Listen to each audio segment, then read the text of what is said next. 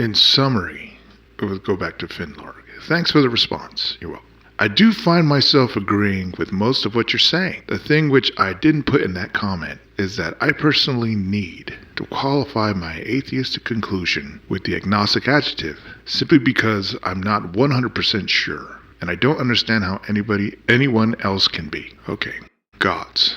Gods are man-made. When man goes, the God concept goes. There's other alien races throughout this universe.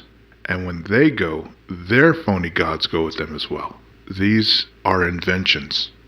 To be clear, it's not the theistic supernatural gods, obviously man-made concepts, that I have in mind. It's a deistic universe-causing God concept, which I can't dismiss or reject so easily. And the reason I go comparatively easy on the more thoughtful theists is that I can't be sure that the theistic gods they believe in, end quote, aren't a bastardized version of a potential deistic God concept, which may or may not have been understood by some ancient people who think differently to you and I.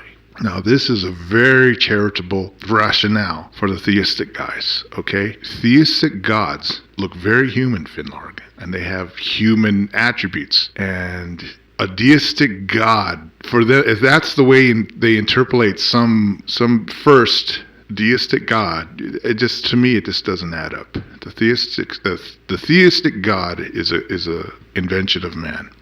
It's the deistic universe causing God concept. Now that, I wonder if anybody else got that, but deistic universe causing God concept. I mean, it's this. What is deism really? First there was theism, and we have these gods, and then science is figuring out more and more things, and it's getting smaller and smaller for them. And so we're going to put them in the place, here's one really good hiding place for them.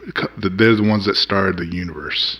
The thing is that all the deistic gods do is they start things and they walk away. So who worships a deistic god, besides William Lane Craig? What is the purpose of a deistic god except for just being that one hiding place for the theistic gods? People like Thomas Jefferson, the founding fathers, the reason they just called themselves deists is because they didn't want to be, pegged as atheists. They use it as cover, essentially. I mean, if I would have asked Thomas Jefferson, do you believe in God? He would have said, today's freedom. He would say, no, I don't believe in any of that. I mean, look what he did with his Bible and so forth. As for what you say about the NCG, New Covenant Group, either you don't understand what they are, or you're applying your dismissal inconsistently. I always dismiss them. I don't understand why you're nice to believers like Steve, but not the members of the NCG, who happen to be theists, deists, and atheists. And then, I followed up quickly, just blurted. I don't understand, one thing is honesty.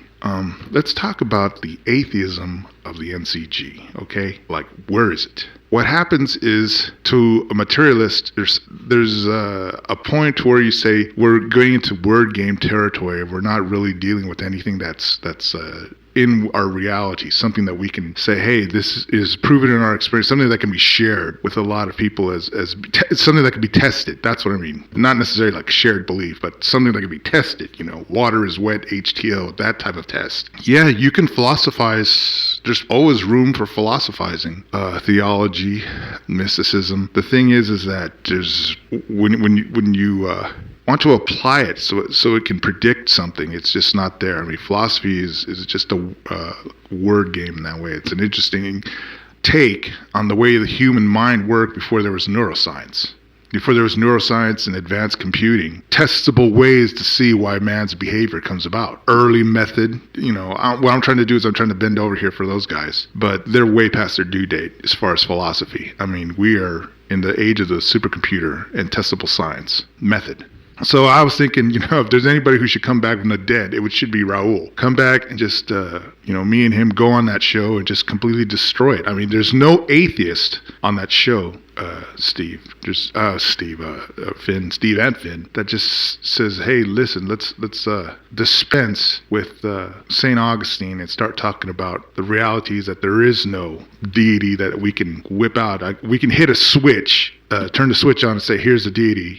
There's no house that runs on the Holy Spirit instead of electricity. These are things that are real in our reality. It's just not there. Well, thanks for your question, guys. And the last thing I'd like to offer is, just on the other hand, not to be a this iceberg of a materialist, but I was thinking, because at one time I was a Christian, a theist. What does the higher power mean to somebody like me, a materialist? What does something higher than yourself, powers higher than yourself, mean to a person like me, a materialist who chooses to have, if you're going to lay a claim, to have some evidence? And I was thinking about this. Let's suppose that I got a letter, registered mail, at my house from somebody I didn't even know. Okay, and this person wrote there, I had a dream and God told me to ask you this question. And I read the question, and the question says, Bunto, what is the best you can do for me? What is the best that you can do for powers higher than yourself? And all I can say is I can just tell the truth. Just there's no evidence. I can speak the language of Christianity. I know the lingo. But as far as, going out to my next door neighbor and telling him, hey, this is the reality of God, I cannot do that. But I can definitely tell you the fixings of the God concept, the way it works. That's what I enjoy at this point of my life. As far as trying to figure out any sort of actual use for the God concept, is saying, if you do this sort of outcome will come forth. You're talking higher cognitive neuroscience. God is figment of the mind. There's no hard interaction agency that messes with our reality.